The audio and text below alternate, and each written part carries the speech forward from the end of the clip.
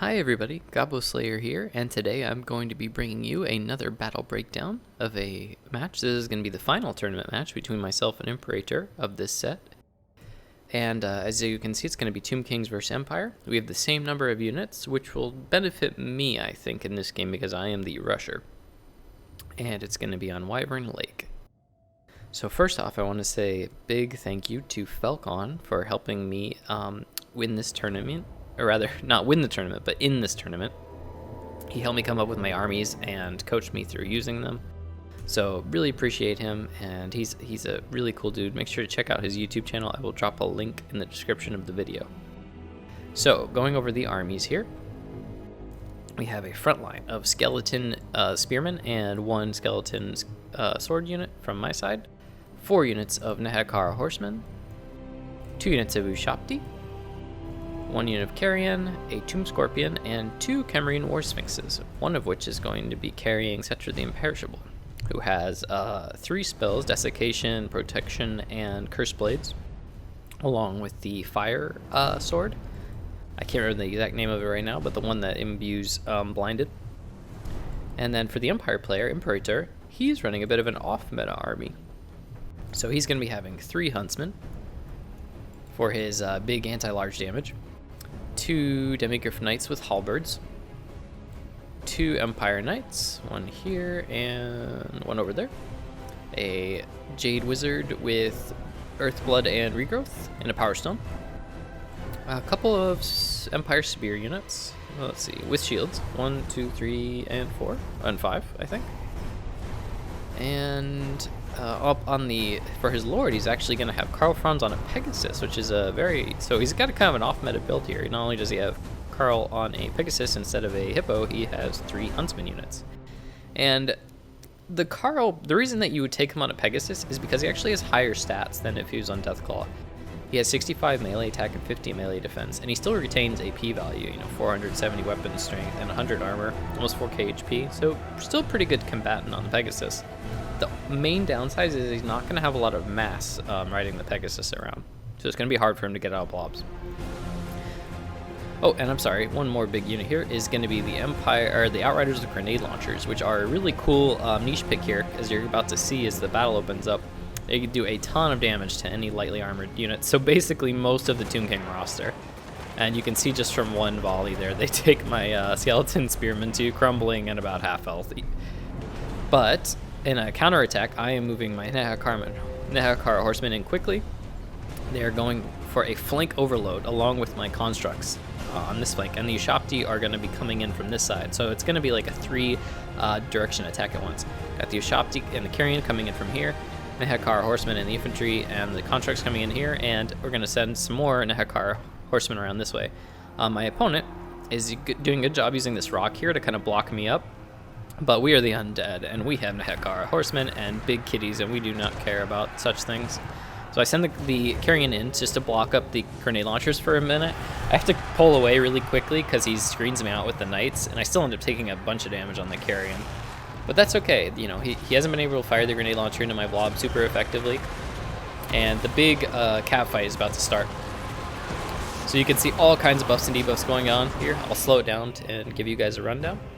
We have the Reikland Rune Fang and Stand Your Ground from Karl Franz, and from myself we have the Usef's Incantation of Desiccation upgraded. So my spell actually has more effect than his overall, especially on melee attack. So as you can see here, these Demigryphs are down to 16 melee attack and 35 melee defense. They Spearmen at 4 melee attack, it's just a huge spell, especially when it's upgraded, huge debuff. And as a result, I'm going to be just tearing through this front line. Even the Demigryphs are going to be taking tons of damage from the big constructs in the Ushapti because their stat line is so low. Like right now that his buffs are starting to wear off, he's down to 0 melee attack and 11 melee defense. Huge debuff. And I have the Nehekara horsemen coming around the flank, getting on 2 units of Huntsmen, which is huge value for me. He is flanking me with the grenade launchers since my infantry are all blobbed up in this one area and I haven't gotten the Carrion free. So he's going to start doing some really good damage here, but I'm about to break through. As you can see, I start getting the terror out. Oh, that grenade launcher volley was absolutely massive. But nonetheless, the legions of Nehekara push through, and we actually kind of trap his knights and huntsmen here. Even though it's not a great engagement for me, as in a Hekar horseman will lose to Empire Knights in the long run. You know, I've still buckled his front line, and I'm pushing through to get on the huntsman, shutting everything down as best I can. Carl was in there for a little bit, but I'm just choosing to ignore him for now and focus on the more pressing dangers, which I feel like the huntsmen are going to be the biggest threat here. Even though they're not super easy to protect, and their damage isn't as crazy high as like cannons or handgunners, still are a big threat for my large monsters. So these poor Empire Knights and Huntsmen just completely surrounded, getting splash attacked left and right. There you can see the proc of souls, the Realm of Souls proc, giving me extra healing on all my units. These poor Bray Demigryphs just surrounded by spears and Hekaras and Ushabti. And I use my Ushabti summon here on these knights that are trapped up, because I'm just going to be getting tons of AP damage in the rear armor, and it's just a mass terror out over and over again for poor Imperator. But despite that, he keeps his calm pretty well. Like, he keeps kiting back with the huntsman. He keeps getting shots in. Like, Cetra's down to half HP, and my Chimera War Sphinx is about the same.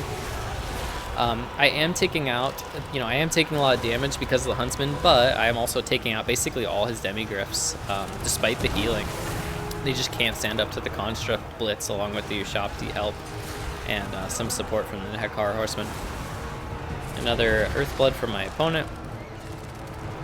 And since Cetra and the War Sphinx are getting low, I decided to pull them back after doing some damage to the huntsman. Just to get some more terror outs back here, since I don't have any terror causing units in the front. And again, as soon as I arrive, these Empire Knights terror out and buckle off. These poor huntsmen have been just trapped here all game. I'm doing absolutely nothing. He is, though, still getting some really good fire. Even though the flag of that huntsman unit was over here, most of the models were still in this area, so it was hard for him to give orders, but they are still basically combat functional. But he's taken so much damage from my initial blitz that he just doesn't have any more resources to really protect the archers anymore. So I come in with the Ushabtis, I come in with the Hekar horsemen, again just overrunning everything that I can, sending in the spear warriors. And at this point, he's going to have to use Carl. He doesn't have any more anti-large left, so he goes for the snipe on Cetra. And that's actually pretty scary engagement for me here. He's got more, well, actually about the same HP with me right now, but way higher stats, especially buffed up like this. So Cetra's taking a beating, pop the protection on him, and I decide that now is the time to finish off Carl. So I take all three of my constructs here and decide to show the Emperor who the true leader of the, well, at least used to be the true leader of the humankind race. Big swipes from the kitties, and the Tomb Scorpion is just a terrible time for Carl here. And he's going to get walloped down from full health down to basically nothing in a matter of 10 seconds. And with that, Imperator is going to call it GG. And GG it was. I had to play really hard to break through his lines and keep units moving forward, getting terror outs. And he played it really well, you know, staying cool under the pressure of being rushed so hard by an undead faction. And he was running a non-meta army to boot, so really well played to him. Look at the kills on those grenade launchers. Really good pick there. I think just bringing one in this matchup is very nice.